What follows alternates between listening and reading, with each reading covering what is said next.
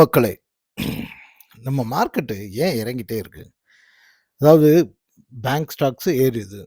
ஏறி அந்த இண்டெக்ஸே ஏறி மார்க்கெட்ட தூக்க பாக்குது.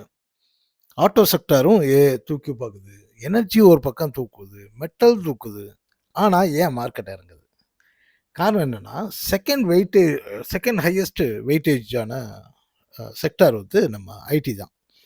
அவரு இப்ப கிட்டத்தட்ட 30, 35% இறங்கியிருக்காரு. இவரு தான் இப்போ மார்க்கெட்ட இறக்கிட்டு இருக்காரு கீழ. ஆமா. இவருக்கு இதான் வேல. அந்த மாரி. ஒரு காலத்துல ஐடி செக்டார் மட்டும் தூக்கி மொத்த மார்க்கெட்டையும் மேல ஏத்தி நிப்பாட்டியிருந்தாங்க. இன்னைக்கு அவங்களுக்கு இந்த நெலைம. ரைட். அவங்களுக்கு இந்த நெலைம. ஏன் என்ன? அப்படின்றத லைட்டா இன்னைக்கு ஒரு இதுல பாத்துரலாம். ஏன்னா, ஐடி செக்டார் வந்து இப்ப டெக்னிக்கலி ஒரு டேஞ்சரான இடத்துல நின்னுட்டுருக்கு. ஸோ டெக்னிக்கலி பவுன்ஸ் பேக் ஆகுமா? இல்ல ஃபர்தரா அவர் வேலைய காட்டப் போறாரா? அப்படின்றத இன்னைக்கு பாத்துரலாம். வழக்கம் போல நிஃப்டிய கொஞ்சம் பாத்துருவோம். நிஃப்டி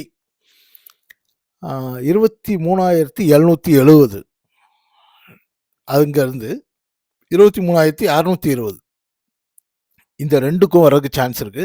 2ம் வந்து இன்னைக்கே வரணும், ஐ மீன் நாளைக்கே வரணும்னு அவசியம் இல்ல. நாளைக்கு க்ளோஸ் வந்து 23,770 பக்கத்துல இருந்துட்டு, அதுக்கப்புறம் ஃபர்தரா வந்து இன்னொரு கொஞ்சம் அதுக்கு அடுத்த நாள் கூட வச்சுக்கங்களேன். ஒரு சும்மா இறக்கி அப்படியே மேல ஏத்திருவாங்க. ஸோ அது வரைக்கும் வர்றதுக்கு ஒரு சான்ஸ் இருக்கு. ஸோ நாளைக்கு இவர் இதான் இந்த ஏரியால தான் க்ளோஸ் ஆவான்னு நினைக்கிறேன். இது தவிர ஒரு அல்ப ஆசை இருக்கு. ஒருவேள ஒரு திடீர்னு ஒரு பெரிய பூம குடுத்து, அப்படியே மேல வானத்த உடைச்சுட்டு மேல போற மாரி. அது வழக்கமா இருக்க கற்பனை. ஓகே. இதே மாரி தான் பேங்க் நிஃப்டியும் என்ன பண்ணியிருக்காருன்னா, நல்ல ஓவர் பாட்ல வந்து சார் வந்து கீழ வர்றாரு. இப்போ 57,727ல இருக்காரு. இவர் 57,800 வரைக்கும் வர்றதுக்கு வாய்ப்பு அதிகமாக இருக்கிறது. அதுவும் இதே தான். நாளைக்கே வரணும்னு அவசியம் இல்ல. நாளைக்கோ நாளை கழிச்சோ 2 நாளைக்குள்ள வர்றதுக்கான ஒரு சாத்தியம் தெரியுது. பேங்க்ன்ன உடனே பேங்க்ல வந்து ஐசிஐசிஐ பேங்க் வந்து இன்னைக்கு நம்ம ஸ்னைப்பர் ஷாட் வந்து ஐசிஐசிஐ ரெக்கமெண்ட் பண்ணியிருக்காரு.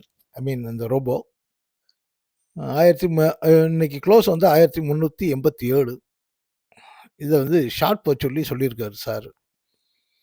1383க்கு கீழ போனா ஷார்ட் போவீங்களாம். டார்கெட் வந்து 1365.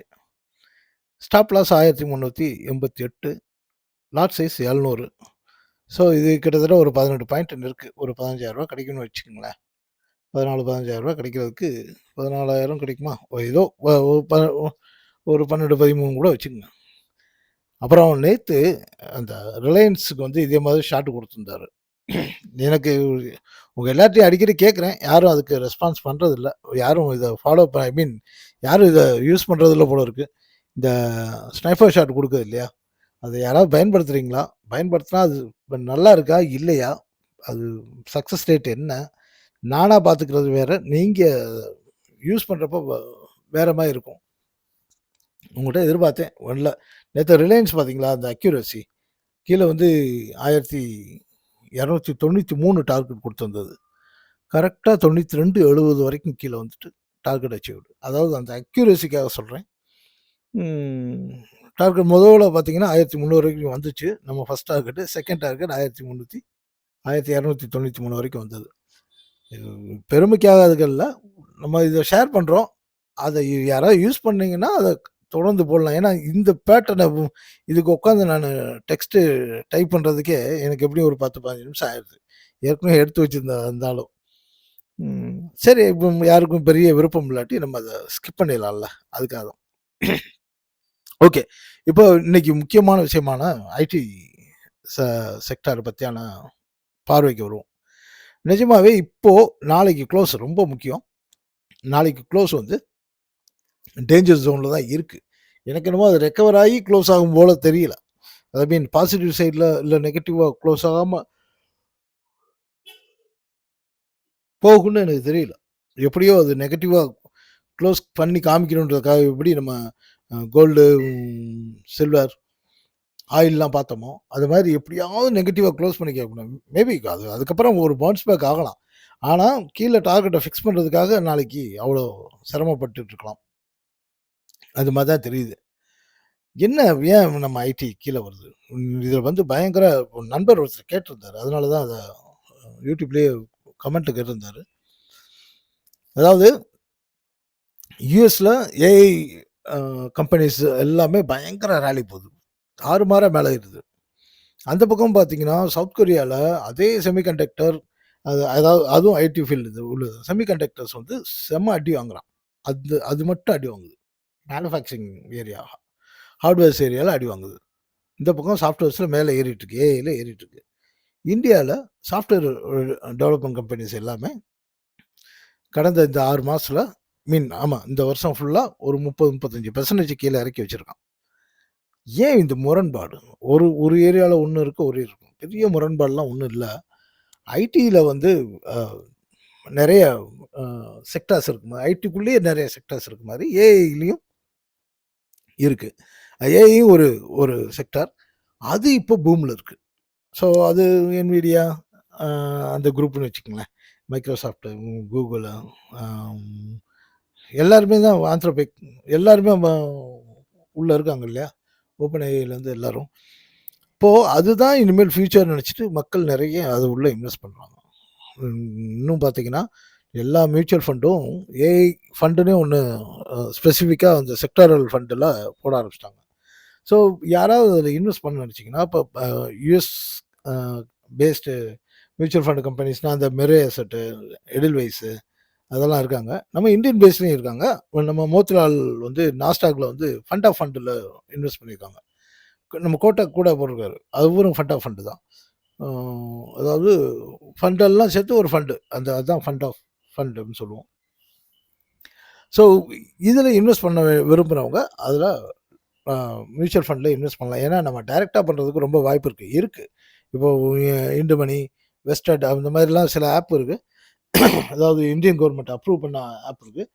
அது மூலமா நீங்க வந்து NVIDIAவோ, அ மைக்ரோசாஃப்ட்டோ, கூகுளோ, ஏபிசி அதையும் நீங்க அ லாங் டெர்ம்க்கு பை பண்ணலாம். ஆனா, அளவா பண்ணுங்க. ஏன்னா, இப்ப சமீபத்தில கொரியாவ பார்த்து நம்ம அத கூட கத்துக்காட்டி இப்படி என்ன இருக்கு? கொரியா என்ன பண்ணியிருக்காரு? அப்படியே போற வர ஃபண்ட பூரா நான் ஆக்சுவலா அந்த வீடியோல வந்து பாதி கட் ஆனதுனால அத லேசா அப்பப்ப பிட்டு பிட்டா சொல்லிடுறேன். என்னன்னா, இந்த நம்ம மார்ஜின் ஃபண்ட் வாங்குறோம்ல, அது மாரி அந்த எம்டிஎஃப்ன்னு சொல்லுவோம். Margin trader fund.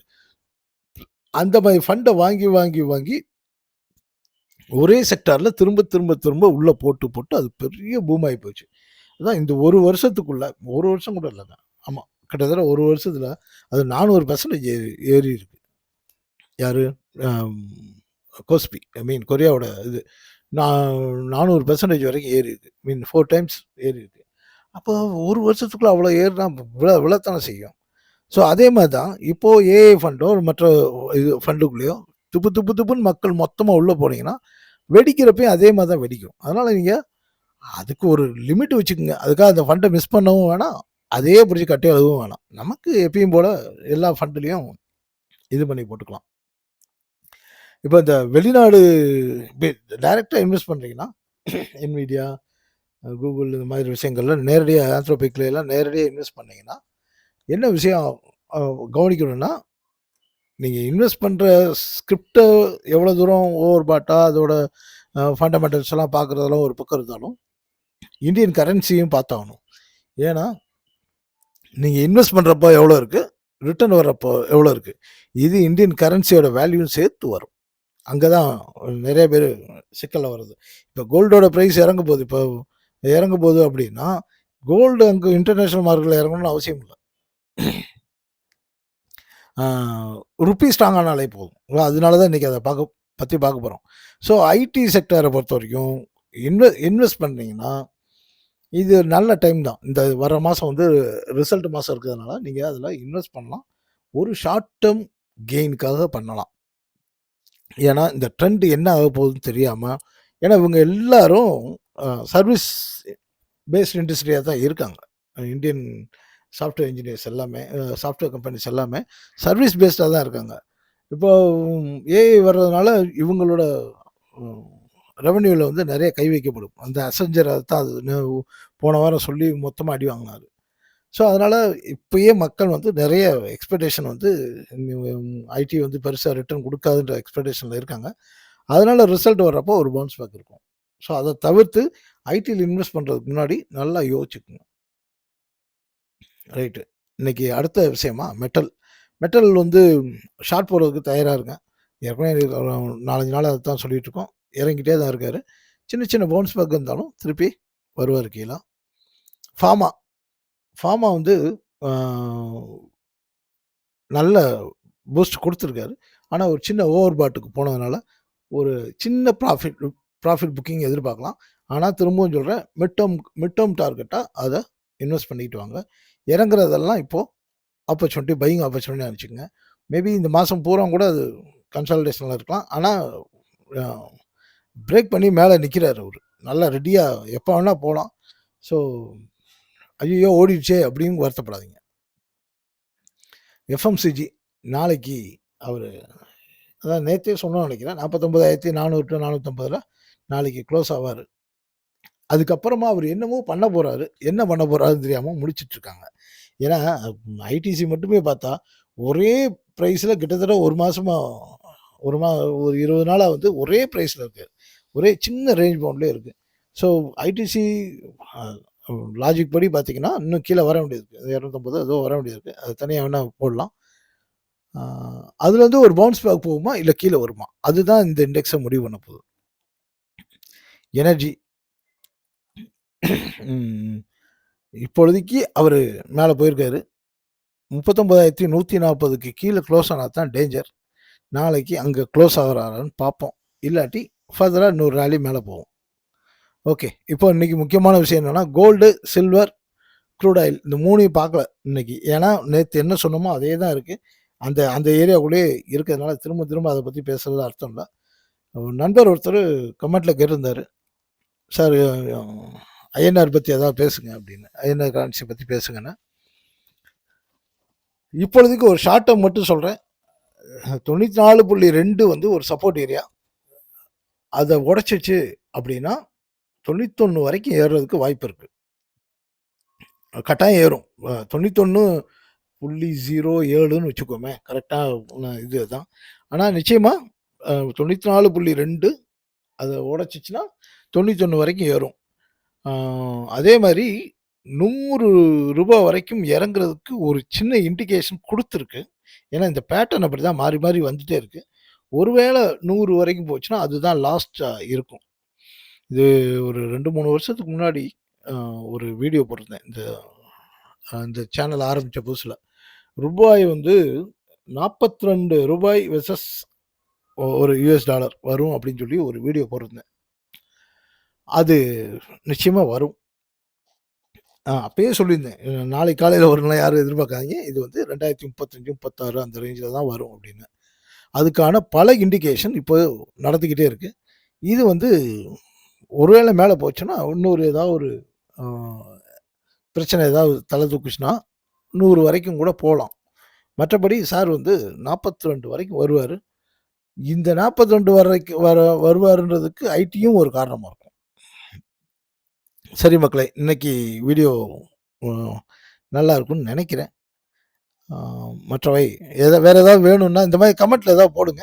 அதுக்கேத்த மாதிரி நம்ம வீடியோவ ரெடி பண்ணிக்கலாம். நன்றி, வணக்கம்.